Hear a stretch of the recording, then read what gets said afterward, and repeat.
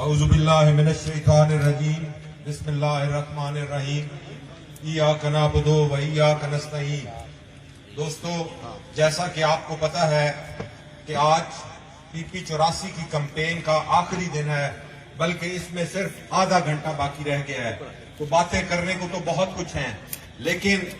گیروٹ شہر کے اس جلسہ گاہ میں جب میں آیا تو مجھے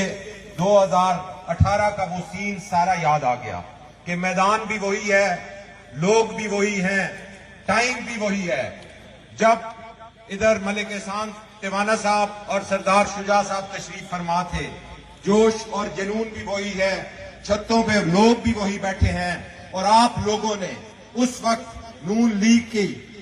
تابوت میں آخری کیل یہی سے ٹوکا تھا، اور میں امید کرتا ہوں کہ اب یہ دوبارہ تاریخ آپ لوگ ہی دہرائیں گے۔ دوستو، آپ نے دیکھا کہ مختلف قسم کے جلسے جلوس ہو رہے ہیں، نون لیگ کو لیڈ کر رہے ہیں آج کل عطا اللہ تارڑ صاحب۔ شاید عطا اللہ تارڑ صاحب سے آپ کا تعارف نہ ہو، یہ وہی تارڑ صاحب ہیں، یہ اسی نسل میں سے ہیں جو شہباز شریف اور نواز شریف کے باپ کے بریف کیس پیسوں سے بھر کے لوگوں کو خریدا کرتے تھے، آج وہ پھر دوبارہ نکل پڑے ہیں۔ تو آپ کو یہ یقین ہونا چاہیے کہ خوشاب کے لوگ بکنے والے لوگ نہیں ہیں، خوشاب کے لوگ، گیروٹ کے لوگ غیرت مند لوگ ہیں۔ اور دوسری طرف ایک سیاسی شعبدہ بازی کا مظاہرہ آج آدھی کوٹ میں بھی کیا گیا۔ آپ نے دیکھا کہ اس شخص کو جس کا نام انجینئر گل اصغر بغور ہے، ہمارے لیڈر نے ہر موقع پہ عزت دی، اسے 2018 میں 2 ٹکٹ دیے گئے، اس کے بعد وہ 5 سال یہاں نظر نہ آیا، پھر پیراشوٹ کے ذریعے دوبارہ 2018 کے الیکشن میں وہ وہاں سے ٹکٹ لے کے آیا، لیکن جب گراؤنڈ ریالٹیز کو دیکھا گیا اور ملک احسان ٹیوانہ کی محنت کو دیکھا گیا تو اسے ٹکٹ واپس لے لیا گیا، اور اس نے بدلے میں پارٹی سے غداری کی، اس نے بدلے میں پارٹی کی 2 سیٹیں ہمیں ہرائیں، سردار شجاع کو ہرانے کا موجب بھی وہی بنا۔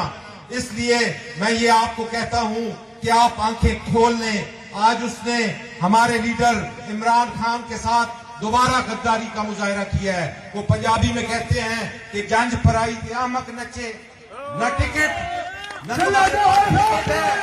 تم الیکشن لڑ رہے ہو، آج ہمارے لیڈر سے دوبارہ غداری کر رہے ہیں۔ میں تحریک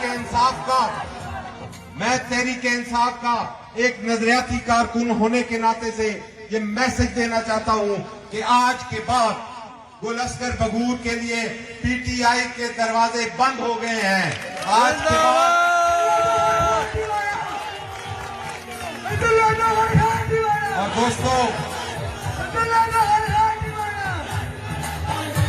اور دوستو ایک بات آپ سے اور کرنا چاہتا ہوں کہ اس الیکشن میں جو خاص بات نظر آئی ہے وہ آپ نے دیکھی نہیں کہ جب مورخ سیاسی تاریخ لکھے گا تو اس الیکشن کے حوالے سے وفا کا چیپٹر ایک علیحدہ چیپٹر ہوگا، اور وہ لکھے گا کہ وفا کہتے کسے ہیں۔ ملک احسان ٹیوانہ صاحب نے سردار شجاع صاحب کو کال دیا تھا کہ آپ نے میرے ساتھ مہربانی کی، مجھے ایم این اے لڑوایا اور خود ایم پی اے لڑے، اگر زندگی رہی تو میں آپ کو دوبارہ ایم پی اے لڑواؤں گا، اور انہوں نے اس کال کی پاسداری کرتے ہوئے سردار علی حسین کو ٹکٹ دلوایا، اور آج سردار علی حسین صاحب جو کہ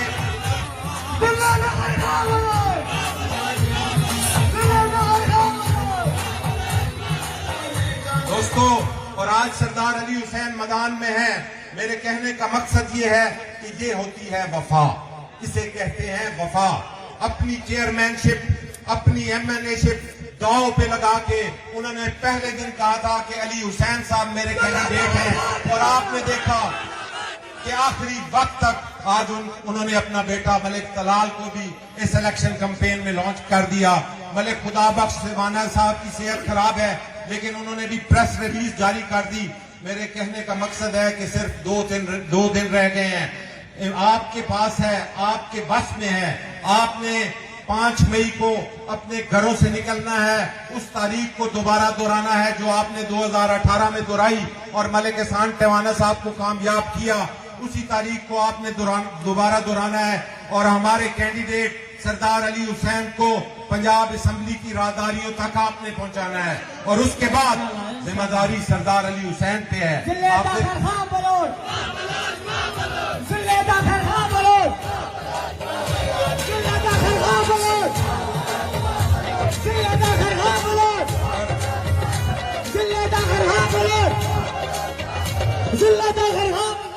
اور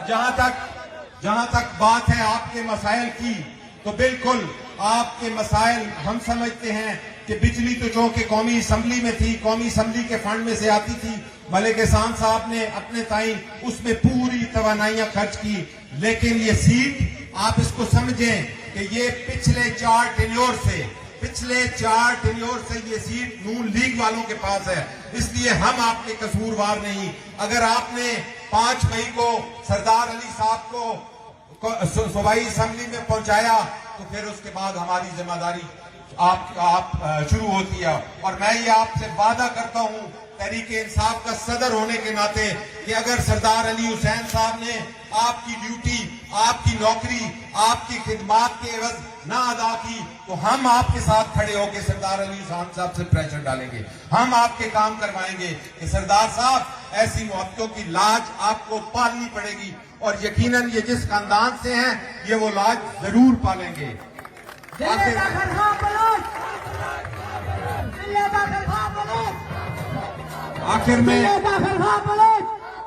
آخر میں میں یہاں اس کمپین کو